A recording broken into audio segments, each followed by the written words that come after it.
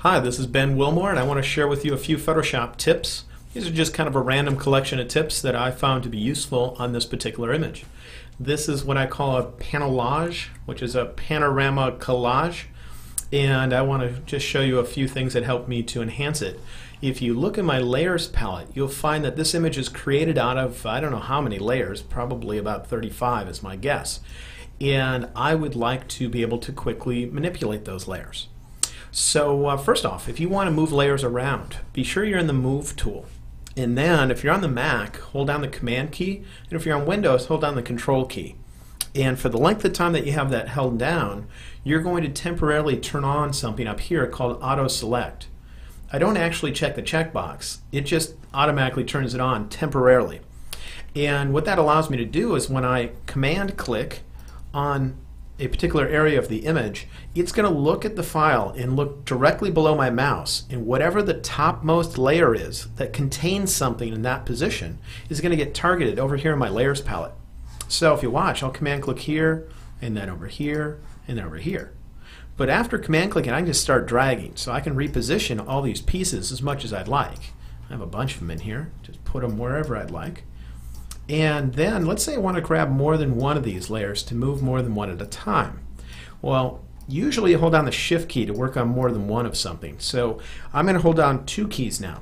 The Command key on the Mac, Control in Windows, which means target this layer, as well as Shift, which means add it to the one that's already active in my layers palette.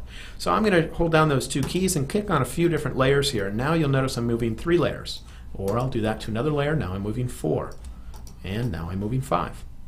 If you want to no longer move one of those layers, just hold down the same 2 keys again and click on it. Now I just untargeted that layer, so I'm moving everything except for it. And if you have a background layer out here, you can also hold down the Command key, Control in Windows, and click and then drag like this. And any layer that touches this rectangle will become active. So if you watch my layers palette, you'll see that suddenly I can get a lot of layers active, so I can move them all as a group. So that's one set of tips, but now what I would like to do in here is to come in and add drop shadows to this. So I'm going to pick any layer I'd like, go to the bottom of my layers palette, and down here I'll find the choice of drop shadow. Now when you're in the drop shadow dialog box, you can actually click on your image and drag to reposition the shadow. And all it's doing is changing the distance in the angle setting. And so I'm going to come in there and adjust it exactly the way I'd like and click OK. Then you get the letters FX on the right side, which tells you that you have an effect applied to this. And if I right click on that, and if you're on a Mac with only one mouse button, you'd have to control click instead. I can choose Copy Layer Style. Then I want to apply the same layer style to all the other layers. So I'm going to go to the Layer menu where I'll find a choice, actually it's a Select menu, of All Layers.